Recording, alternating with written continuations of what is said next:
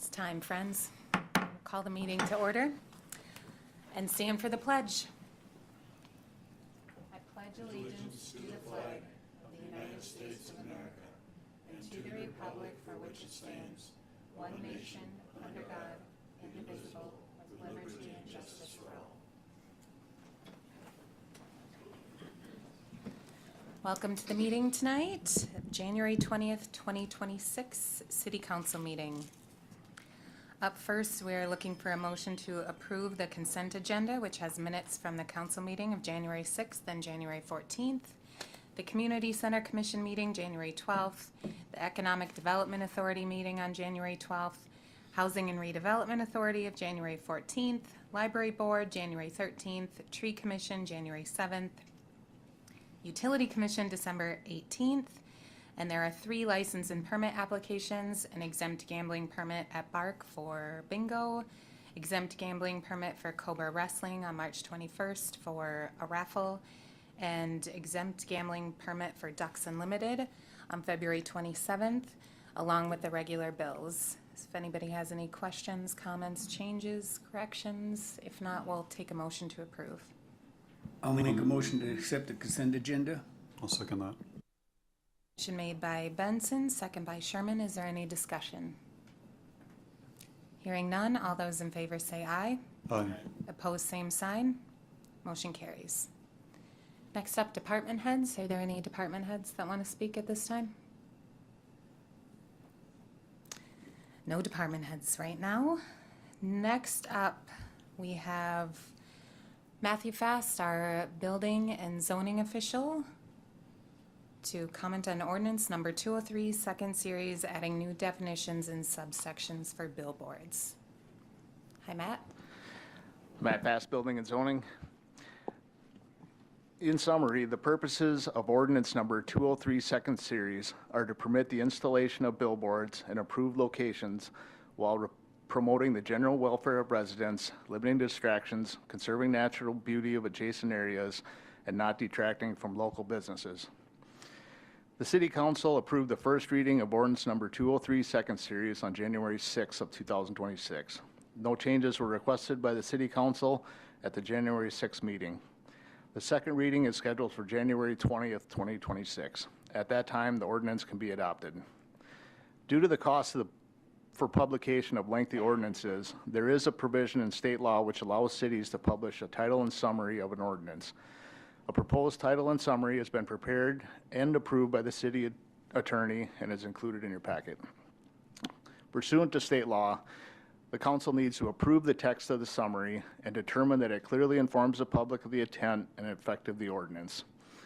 The recommendation would be the city council take the following actions regarding a proposed new ordinance. First, approve by motion the second reading of ordinance number 203, second series, amending the city code provisions concerning billboards as recommended by the Planning Commission and approved by city attorney.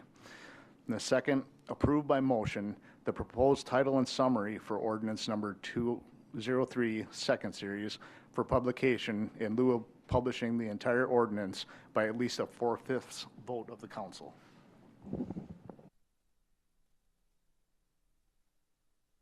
If nobody has any questions or comments, we are looking for a motion to approve the second reading of ordinance number 203, second series, amending the city code provisions concerning billboards as recommended by the Planning Commission and approved by the city attorney. I'll make that motion. I'll second. Motion made by Sherman, second by Nelson. Is there any discussion? Hearing none, all those in favor say aye. Aye. Opposed, same sign. Motion carries. Next up, we are looking for a motion to approve the proposed title and summary for ordinance number 203, second series, for publication in lieu of publishing the entire ordinance, and we need a 4/5 vote. I would make that motion. Motion is made by Quaid, second by Esplin. Is there any discussion?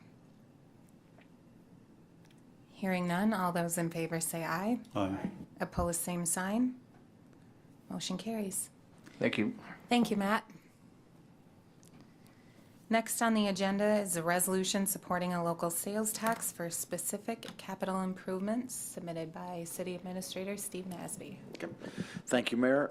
The council several times has talked about the possibility of doing a local option sales tax to fund some projects. Most recently, the 2024 general election, there was a ballot question on about doing a local option sales tax for flood mitigation projects.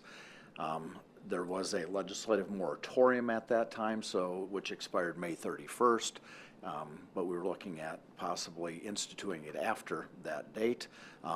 That moratorium period that the legislature had, they set up a number of rules, procedures, standards for these local option sales tax requests. So this legislative session, they will be seeing quite a few of these come from other communities. And so for ours, in looking at those rules, and I've got them in the packet, what they're saying the legislature is asking for is projects of regional significance, and you have to then make a case of why this project is regionally significant, and then what the benefit of said project is. And then you also obviously have to identify the length of the local option sales tax, what you think you're going to raise over an annual or and/or the period for that sales tax. So I've got in your memorandum here, looking at some of the projects the council has discussed. You've talked about, obviously, the flood mitigation one that was done in 2024, so that was a project. And so the way I had to kind of tie that to be regionally significant is look at the flooding that occurred on Highway 62, Highway 71 and 60, down First Avenue in that area. There's literally millions, if not billions of dollars of freight that run through the community in any given year with the amount of traffic we've got on the highway. And so keeping that flood waters out of that highway, and then also then out of the commercial district in Windom and out in some of the neighborhoods in South Windom, I think we can make a pretty good argument of regional significance there. As far as market, it affects not only commercial, but agricultural traffic that goes through their grains, those kinds of things. Livestock, certainly. So that was one of the projects. The other project, this council obviously has been faced with looking at how to fund a pool. And so knowing what we know so far about the pool, we now know that it does have to go. It's not operational anymore because of the damage of the flood, which we're still, fighting it out with FEMA on that one. But we know it needs to be done. And so the regional significant aspect of that is, Windom is a county seat. We serve not only the residents within Windom, but also in some of the surrounding rural areas, the townships, some of the smaller communities. Mountain Lake, they do not have a pool. Their folks come over here for swimming lessons. So as far as a regional impact, we're going to try to make the argument that it's public safety, it's amenities, it's attraction, it's growth to the community and to the area, employment. We've got Toro, we've got Premium Iowa Pork. Yeah, the hospital, the schools, other we've got other employers that those workers, those people need to live in the area, and they need to have these amenities for safety, also for public recreation. So we're going to make that as an argument for a regionally significant project. So what I have in the proposed resolution is 1% local option sales tax over a period of 15 years. I picked that number because most of the local option sales tax, you can see in the list that I included in the packet, by other communities are either 0.5% or 1%. And when the council talked about this for flood mitigation, you were looking at 1%, so I kept that 1% that you had previously discussed.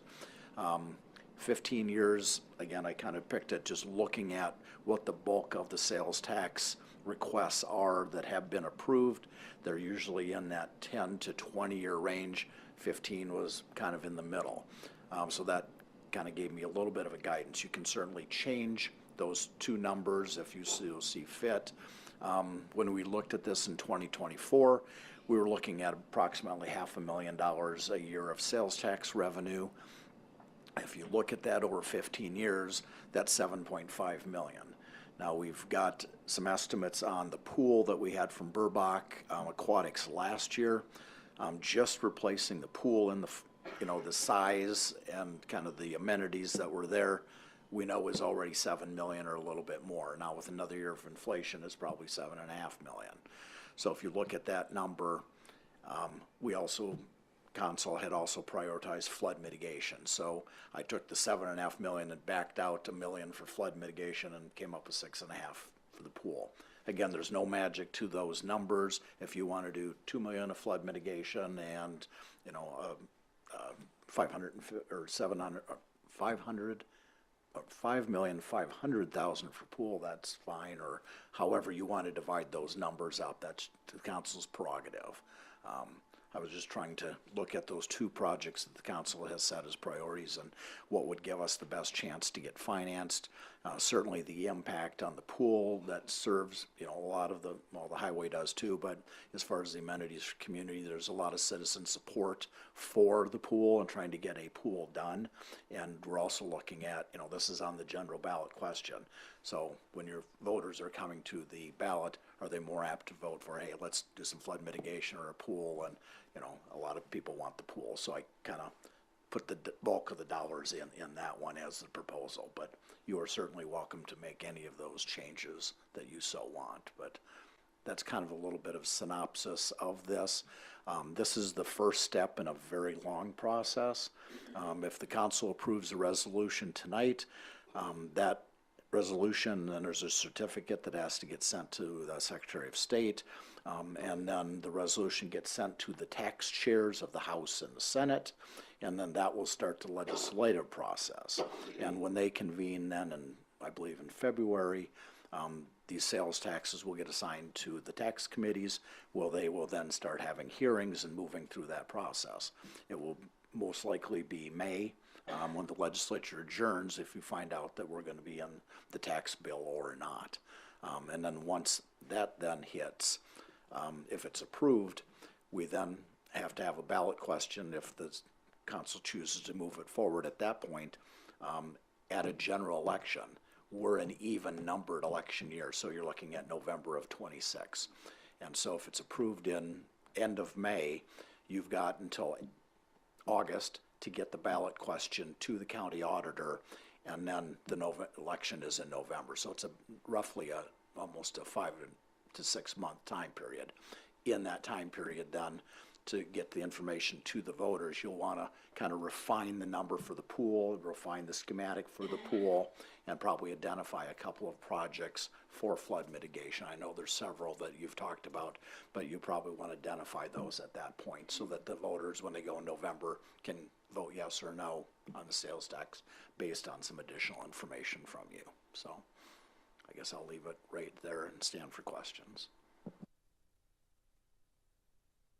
I just want to ask now that also adds, the county people would help pay for that, plus all the visitors driving through the city, buying our gas, our grocery store, or anybody traveling in Cottonwood County would help pay for this, correct? All the retail sales within the city limits. So, and just so, people, well, hey, I don't want to pay sales tax on food or on a new car or something like that. If you don't pay sales tax on it now, you don't pay sales tax on it for the local option sales tax. Vehicles, there's a flat $20 tax. It's not an additional 1% on a vehicle. You do pay sales tax on vehicles, but local option sales taxes are $20. It's capped at that number. So if you buy it now, so if you go to one of the restaurants and you buy a hamburger and you're paying state sales tax of 6.875, if this were approved, you'd pay 7.875 sales tax. So it would impact either, if I stop at the restaurant and buy the hamburger, it's somebody from Timbuktu that's driving through town, buys the hamburger, we're both going to pay the local option sales tax on it. But we will, in your question, get some additional dollars coming into the community from travelers or people that live outside the county, correct? And you realize, of course, every town around here has that sales tax, so if you think driving to Worthington, you're not gonna have to pay it, you're wrong. You're gonna pay it there too, and at least that much. The only thing I guess I was thinking, Steve, is 15 years enough. Well, that's how much money you want to raise. If you want to raise potentially 10 million, well, if you want to raise $10 million, you know, at $500 or $1,000 a year, then you could do it 20 years. I probably would, certainly the council can pick the number of years you want to do it, but just looking at that list of sales taxes that are in your packet, and then also appealing to the voters, you know, I think you need some, you know, it can be, well, for the next 99 years, we're going to do this. The legislature probably would cap it at some number. But certainly if you want to go 20 years or 10 years, I think there's some flexibility there on what you want to raise. So I just, like I said, I picked a number. You had talked about 10 years before with the 1% for the prior flood mitigation stuff. And everyone seemed to be fairly comfortable with that on the council. Now with the pool thrown into it and some of the flood mitigation money backed off, you know, if you want to go another 5 years, that's certainly up to you. We can do the math any way you want. So if we look at 0.5% for, you know, 20 years, so 250 times 20, that'll raise 5 million. So it's however you want, what monies you want to put dedicated towards these projects and what you're comfortable with. I guess I would think the mitigation, to try to do it all, you know, everything, and the pool, of course, too. And what about when they do the roundabout, how long will the highway be shut down out here where they're gonna detour? Yeah, I don't know. That's a 2027 project. We haven't had any briefings on that at all from MnDOT as far as construction time, so I couldn't tell you. I know they're looking at detours through the community, and where that's exactly going to come in, I don't know. I know one discussion we had, MnDOT was talking about bringing traffic in along, turn by the towers and come in past the Sogi home down the hill and then hit 62 and come into town. We did not, just due to the condition of the road, the narrowness of that road, did not think that was a good option. MnDOT came out, did some soil borings, they agreed. So right now I believe they're looking at turning traffic off 60, routing it north on a county road and hitting 62 and then coming into town 62. So that south of the stoplights, there probably wouldn't see a whole lot of traffic on that section because that whole roundabout would take up 60 and 71. 71 traffic will just have to route out probably past the county shop to go south through town. But those aren't set yet, I don't know. I think the way they sounded when they were talking about it, they were looking at probably 2 years of being shut down by Hardee's there. And a lot of these truckers that come through here, I'm sure, are looking for, are they going to keep coming through this way, or are they going to take around and hit 60 somewhere else? Or so we'd lose, I'm thinking, for them 2 years, somewhat. I would imagine that you would have some impact for that, obviously, for those businesses, yes, and our overall sales. A couple of questions. One, when would the local option sales tax go into effect? So if it were approved by the voters in November of 2026, you have to then provide that documentation back to the Department of Revenue, and they have 90 days to look at that to institute a local option sales tax. So you'd probably be talking about February or March of 27 before it would start. And then those dollars come in back to the state as businesses pay their quarterly sales tax, and then those dollars will sit at the state, and then they will then disperse them back to the city. And so typically what's done with these is that you then, as the resolution has in it as well, it authorizes the sale of bonds to be paid back by the local option sales tax. So you would use, potentially 15 or 20-year bonds to pay for that portion of the pool or the flood mitigation projects, and then use that incremental revenue each year to pay off those bonds. So there will be interest on those bonds, which is not accounted for in here. This is a principal amount. The $500,000, we thought it would actually raise a little bit more than that. But we are locked in. If we say 7,500,000, that includes interest, that includes everything. So we'd have to back that out and say, okay, 750 is really 6.25 million or 6.5 million because of the interest on those bonds that we would pay.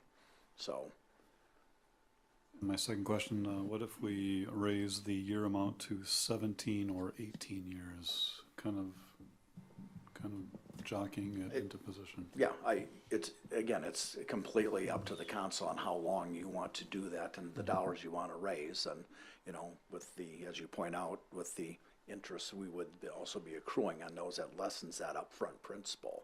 So you may want to go out, you know, a little longer on that, but that's entirely your prerogative. If we went out to 18 years, for example, how much more approximately, I know we're spitballing as far as the 500,000 per year, but just another, maybe potentially 9, right? Yeah, that's the math. No way we could tie that into the streets or the stoplight. That's a little bit tough for one because that project will start this year already, and we're not even looking at dollars coming back until 27. So we can't commit to a project The ahead reason of I time. say streets is if they detour it, those streets for 2 years, if people are going to be driving down, are going to have to be replaced. You know that. If they use our streets, there is a formula MnDOT uses for reimbursement for that kind of thing. But right now, if they come in on 62 back to 60, 71, coming from the south, or on 60 going east-west, that wouldn't use any of our city streets. And we don't know what they're going to do yet for the 71 detour, you know. Other than that, they go out to 70 or 71. Right, and how they're going to do that, I'm not sure yet. They could go out on the county road that goes past the street shop, but they would come through town at some place. But if they came in as far as town to the stoplights, turned by the liquor store, and then went up towards the street shop, that's all county road, county state aid road, none of it's the city's stuff. So we wouldn't see any reimbursement for a detour there. Doesn't, if they redo 6th Street, don't the people living along there get assessed for it?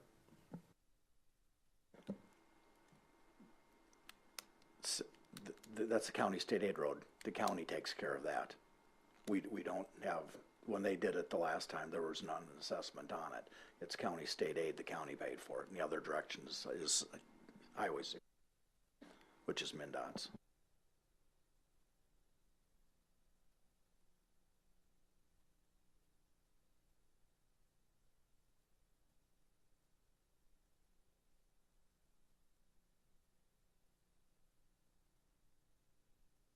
Well, the people used to be, or these tax assessments like this we're doing for the city tax, these towns around us have had it for a long time.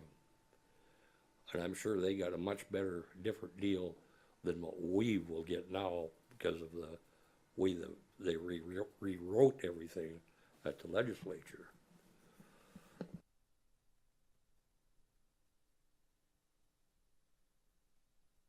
Yeah, I mean, just looking at the list Steve provided us, you know, Worthington, Albert Lee, Fairmont, Mankato, Marshall, New Ulm, St. Peter, those are some of the surrounding towns that do have this.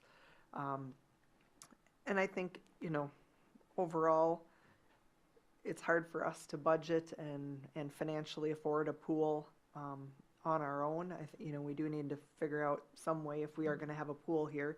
And I think it makes sense to do the local option sales tax for that, because then, you know, people that come to use the pool in Windom are normally, you know, we have our Windom people, but we also have people from surrounding communities that come to Windom utilize our pool. So the people from the surrounding communities that come to shop and, you know, spend money in Windom too, by paying that 1% sales tax, they're helping to support the pool. And I guess, you know, if I was living out of town, I would think the same thing. Like, I would come to Windom and shop and spend that 1% because I'm trying to support the pool so that Windom can have a pool. So if I lived out of town, I could bring my family in and enjoy that pool. So to me, 1%, you know, It doesn't seem like a whole lot. I know over time, yes, and it adds up to a lot, but when you think about all these other towns that you go to and you don't even think about it, that I'm shopping in all these other towns and they're collecting the money. And you can see Worthington has done a lot of different things with their money and the amenities that they have provided in the city of Worthington. So I can see where it makes sense that these cities do implement that sales tax so that they can have some of these amenities and things in their community that are of regional significance. So I would be in support of it. And what about the timing? I do want to point out, related to Mr. Sherman's question on timing, you set the dollar amounts and then the annual amount you're going to collect. And if you collect faster than you think, the sunset period accelerates. So it's not, you know, hey, it's 20 years, we're gonna do it for 20 years, and we got in 10 million, thought we we're gonna get 7.5.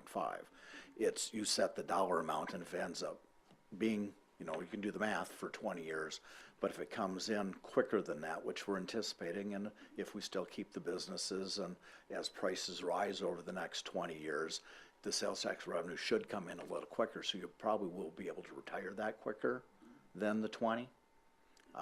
So there's probably not an error on, you know, super high side, but if you went a little longer than the 15 and to a 20 or something, it's probably likely that it will pay off early. But you set the amount and the rate. So, and then that's where you would go. So if that gives you any assistance in making a decision. If you set the amount, say at 15 years or 10 years or whatever, you can't extend it. Though, can You have to go back through the same process to extend it, right, correct. That's what I Yep, say. and if you under collect, that's your risk.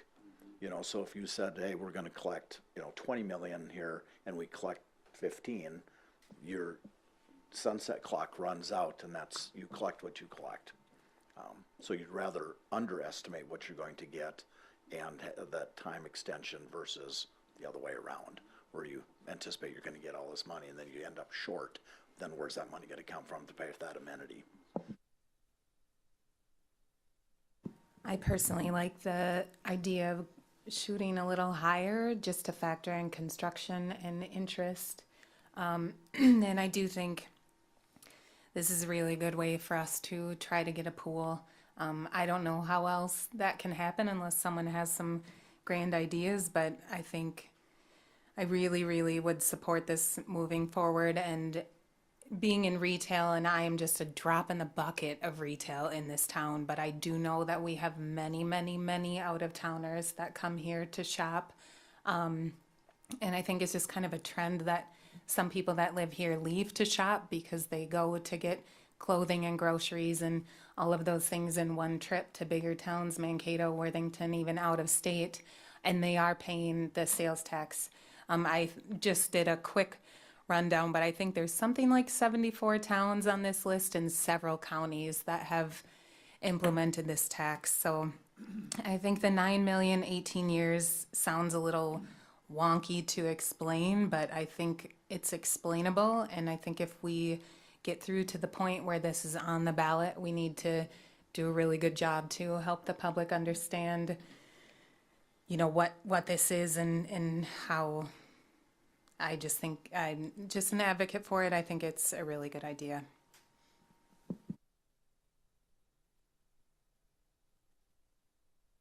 So if no one else has anything, we're looking for an introduction to the resolution. So if someone wanted to introduce the resolution, possibly with revisions to the timing, number of years on this, and then ask for a second, that would probably be okay. The other thing I would probably ask for a little latitude in the one whereas paragraph where estimated costs are to be approximately 10 million. I should probably add interest into that. Just so the numbers in the math, you know, work. So I may just say cost approximately 10 million plus additional interest or just something like that, because we won't know the interest rates, you know, type of a thing. So, but as long as it's identified that we intend to reimburse ourselves with the interest too, I think that would be more clarity. So we add the 18 years, 1%, 10 million plus interest into the whole thing. Okay. I would like to introduce the resolution supporting a local sales tax for specific capital improvements, which would be for the time period of 18 years at 1%, and raising $10 million plus interest. I would second. Resolution has been introduced by Sherman, second by Quaid. Is there any other discussion? Hearing none, we'll have a roll call. Quaid, Yes. Esplin. Nelson. Sherman. Yes. Benson. Yes.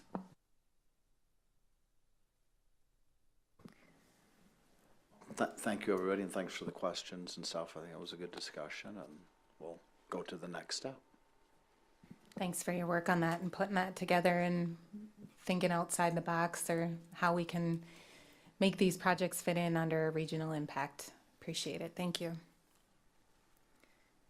Next up, number 5, resolution creating a joint airport zoning board. And I'm going to give that back to Steve. Yep, I will take that one too. So the city of Windom has the municipal airport, and Minnesota Department of Transportation has an aviation division, and they require airport zoning. Our zoning at the airport was done in 1979, and that is the current version. So our ordinance is dated. MnDOT Aviation has requested, kind of a required, kind of like being voluntold, that our ordinance has to be updated for our zoning. So they are funding it. It's one of the projects that they fund.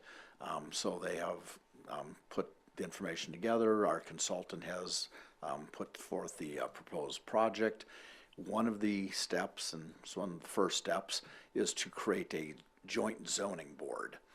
This joint zoning board would be made up of two representatives from the jurisdictions that are impacted, the townships, the city, the county planning department. And so we're looking at right now within the municipality, the airport kind of covers at least this big zoning district, because you're talking about clear zones and things like that for approaching aircraft.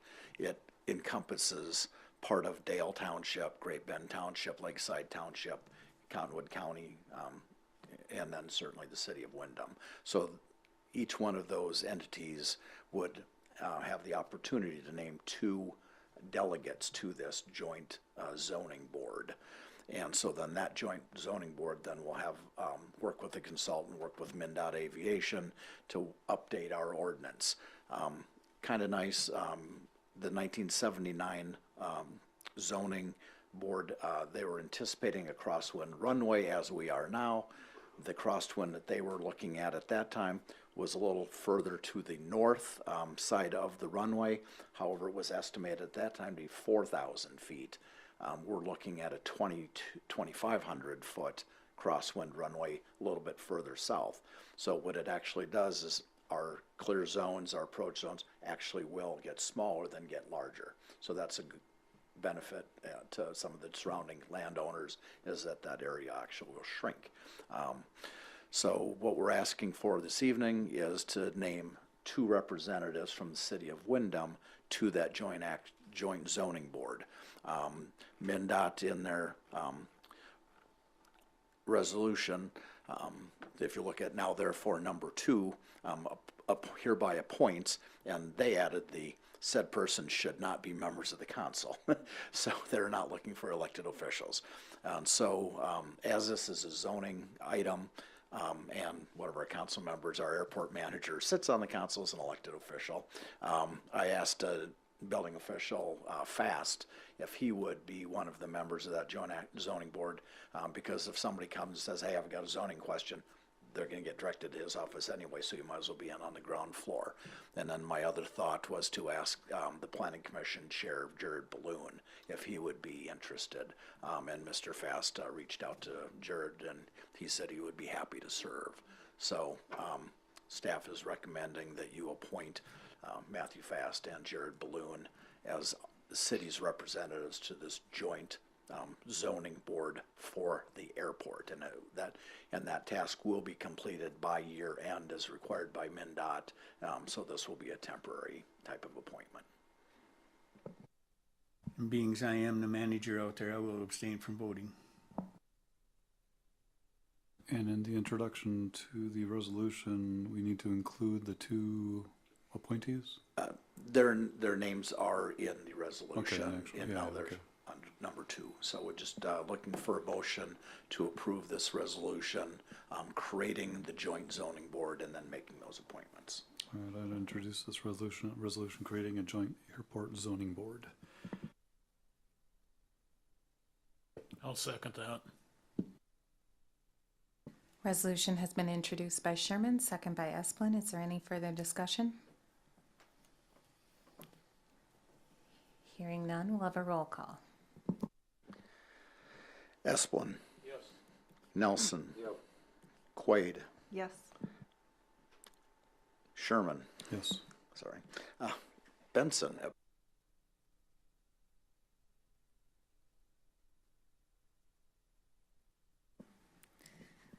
All right, that is complete. Next up, we have 2025 budget carryover, and we'll start with the police department interpretation tool, and we welcome Scott Peterson, Chief of Police.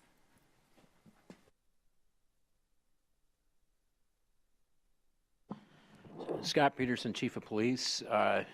In your packet, you have a request from me to use remaining budget funds to of $53,000 and $53,699.18 to pay off our Axon Assistant, which we were allowed to purchase at a previous budget meeting.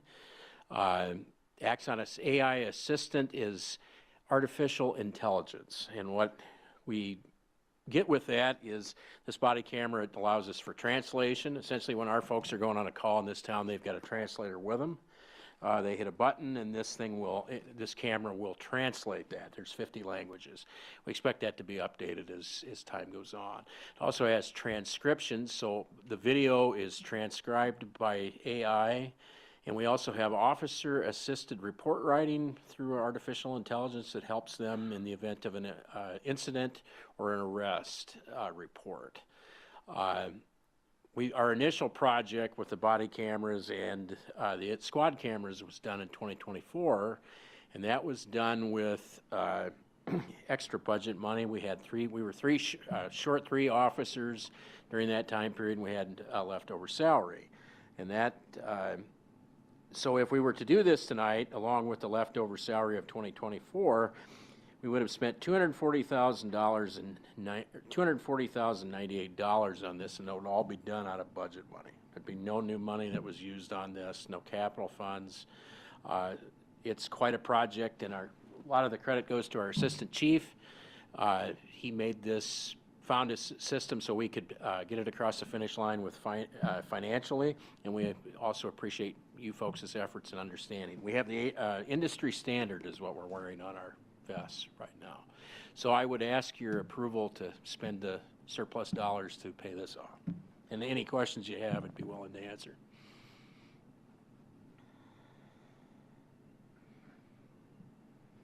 I'll make a motion to have the budget carry over for the police department for their inner AI stuff. Second that. Motion is made by Benson, second by Sherman, to pay off the entire amount of the project with the remaining funds. Is there any questions, comments? I just had an interesting question on your device, the 50 languages. Can you like prioritize certain languages for AI to do, or is it like accurate enough to differentiate between It some of these? differentiates if you were, someone was speaking Spanish, it's going, the AI artificial assistant's going to pick that up, and then it's just automatically going to get translated after a few minutes. Sure, So- because I know Thai and Lao are pretty similar, and thank you. You want to grab this chair? Devin can tell you a little more about it. I'm kind of the bean counter on this project. Devin Cabrud, Assistant Police Chief. To answer your question, it does do auto detect.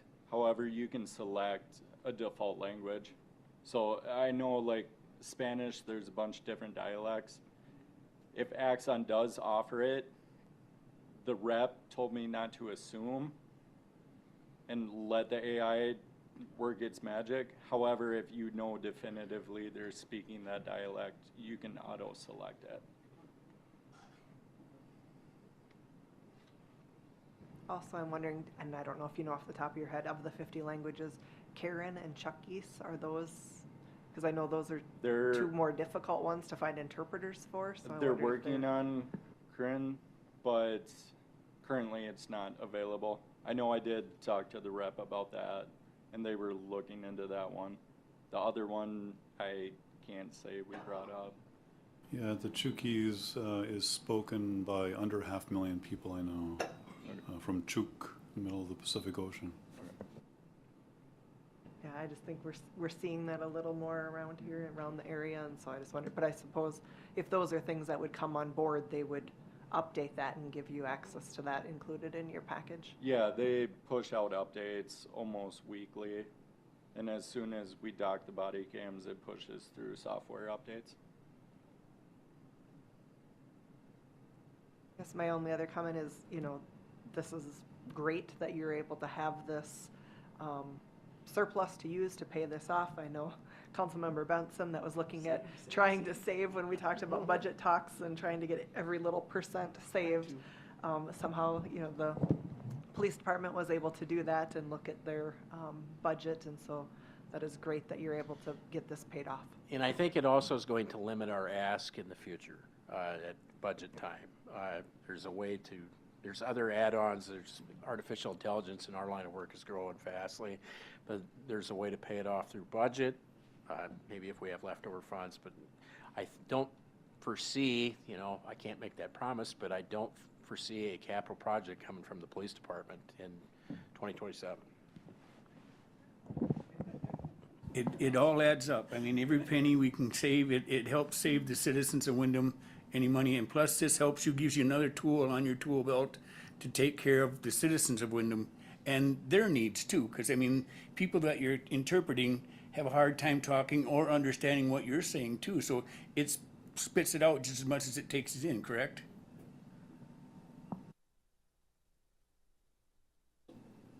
I also just want to say thank you and good work. It's nice to see that being able to be paid off, and good job.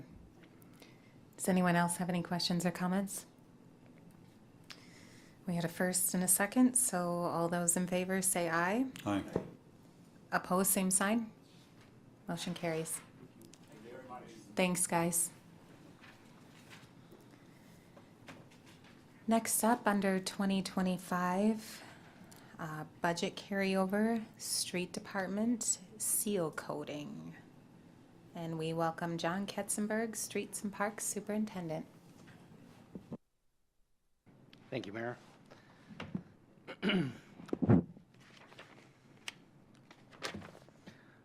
Like I say, would like to carry over about 60,000 from the 25 budget into the 26. It's money that we previously used for mastic and everything. I got about a truckload of mastic from what we saved up and what we've been doing this year and everything, so I don't really need the mastic. So I would like to expand the seal coat budget for next year if you guys do go along with it. I did get one quote back already. In this 26, they're looking at $1.90 a square yard. Last year it was $1.40, so it has went up a little bit.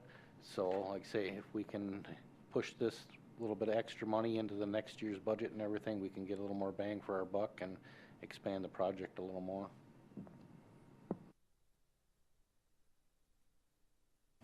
I'll make a resolution to accept the street department seal coating budget over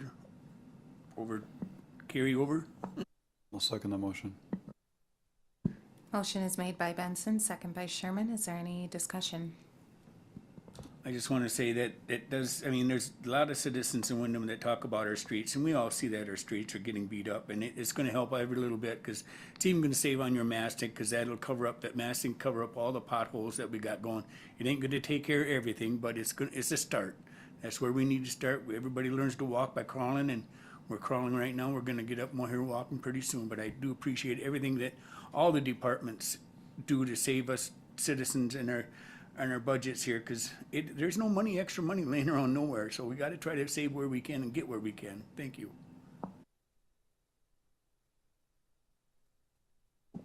Any other questions or comments? Okay, all those in favor say aye. Aye. Opposed, same sign. Motion carries. Thank you, John. Don't go too far. Next up is contractor payment for the 2025 alley project, pay request number 4, $20,900. I think the mayor hit that right on the head, $20,900 till Dunick. There is one more payment for that, and I do want to apologize to Jason. I did misspeak on the last project for the berm. We do have the retainer money coming for that one too.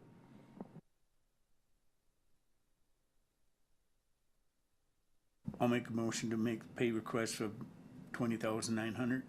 I'll second that. Motion is made by Benson, second by Sherman.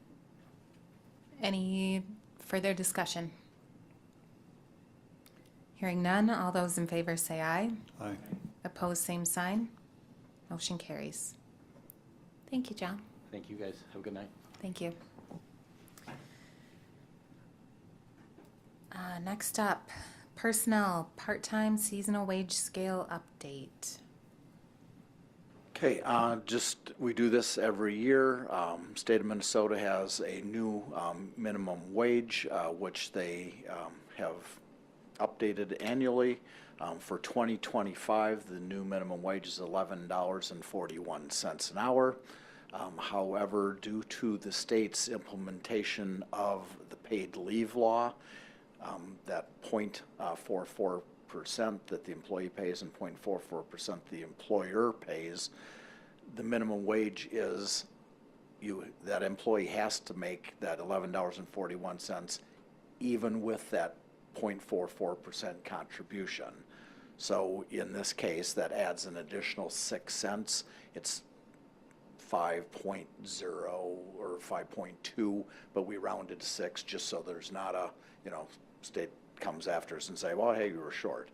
So it's a penny, won't be long. And we're talking about part-time seasonal employees. So what we're recommending is that the minimum wage then be set for $11.47 an hour, which accounts for the minimum wage plus the paid leave requirement. And then for our non-union part-time, so the folks that are more permanent part-time employees, that we've got that scale, then I changed that up by a quarter.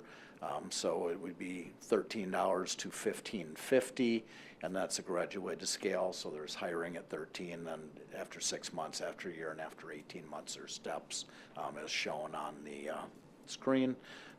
We anticipated this when we did the budgeting, that minimum wage would go up. So we are asking for your approval to do this, and then this would be the effective date. We're asking which would be retroactive to yesterday. That's the first day of a pay period, and so rather than have to go in and calculate a few pennies here or there on a few hours, it's not many employees, but it's just a little more straightforward to do it at the beginning of a pay period. So we're asking for your approval for this part-time and seasonal paid leave wage scale. I'll make a motion to accept the part-time wage scale update. I'll second that. Motion is made by Benson, second by Sherman. Is there any other discussion? Hearing none, all those in favor say aye. Aye. Opposed, same sign. Motion carries. Thank you. Thank you. Next up under personnel is arena, part-time and seasonal hiring recommendation. I don't see Tim here, but he's got a memo in the packet. So he's been short-staffed for a little while. You may remember that Dean Smithstead retired, and then our permanent part-time person, Chad Alm, moved up and took Dean's job. Tim has had several part-time and temporary folks in that position that Chad had vacated, and so he's hoping to find a little bit longer-term hire there. He is asking for an action to hire Xavier Roberts for that permanent part-time position at the arena, starting at $13 an hour on that newly approved scale that we just did. And I guess that's all I know. I'll make a motion to accept the arena's request for part-time seasonal hiring recommendation of Xavier Roberts. I'll second. Motion is made by Sherman, second by Quaid. Is there any discussion?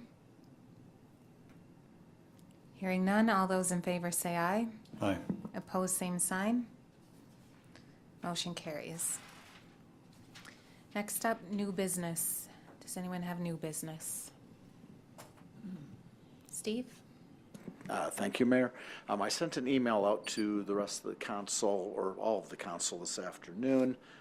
Thank you, Lauren, for your text to me. The next regularly scheduled council meeting falls on February 3rd. That happens to be precinct caucus night. And so cities are prohibited from having public meetings anytime after 6 p.m. on caucus night. So I'm requesting that the council consider adjusting the next council meeting, either the time or the date. So either you could meet earlier in the afternoon as long as you're done by 6. So if you can meet at 4:30, that gives you an hour and a half to 2 hours to have a meeting, complete your business. You could do that, or you could move to another day. I talked to the mayor this afternoon. We've got some things in the air going with MnDOT possibly coming back on the traffic signals. We've got discussion going on to Federated, as you know, and there's kind of a schedule there. So if we could possibly keep the 3rd, that would kind of keep on track. Otherwise, we need to adjust several other things down the line. But whatever works the best for the council schedule, we'll certainly make that adjustment to make it work. I would like to ask, can we start at 4:30? Does anybody else have a conflict with that? I don't have a conflict so much as I'm not sure about the timing. Is that still enough time for the potentially lengthy discussion? So you would also have the opportunity to recess that meeting and pick it up if you didn't get done. We would ask that anything that was time sensitive get done on February 3rd, so that there was council action on February 3rd.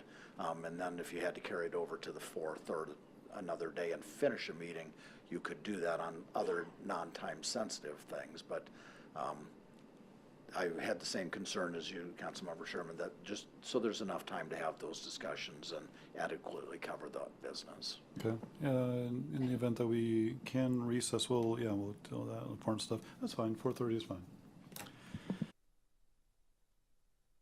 So I'll make a motion to start the meeting on February 3rd at 4:30. Do we have any requirements to announce that to the public, the change of time? Same, the meeting posting's the same as we do. Lauren is here tonight and will certainly help us out with that. And the radio station will also be aware of that and let them know for PSA, our public service announcements. But yep, I will let other folks know. I'll talk with MnDOT and Federated and let them know. And so. Right, we had the motion made by Benson. Is there a second? I'll second. Motion made by Benson, second by Quaid, to change our next meeting date on February 3rd to 4:30 rather than 6:30 due to not being able to have meetings after 6 p.m. for the precinct caucus night. Any other discussion? Hearing none, all those in favor say aye. Aye. Opposed, same sign. Motion carries. Thank you for bringing that up, Steve. Is there any other new business that anyone has? Does anyone have any old business? No old business? All right, we will move to council comments. Does anyone volunteer to start? I'll start. With the craziness that we got going on here in Minnesota right now, I just ask people to have patience with one another, because there's so much uncertainty going on around the United States right now that it's just crazy what other people have to go through in life. But as a Windom person, I feel for other people, because we are caring people here in Windom, but I just want people to be careful of other people's feelings and what their space of mind is, and the mental health in this world right now needs to take a step back and just be patient with one another. Thank you. Thank you. Do you have anything? Mr. Esplin? Mr. Sherman, do you have anything? Nothing tonight. Mr. Nelson, do you have anything?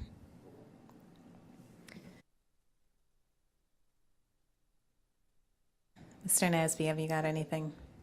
No, thank you, Mayor. I think you said that very well, Scott, about just, it is a crazy time.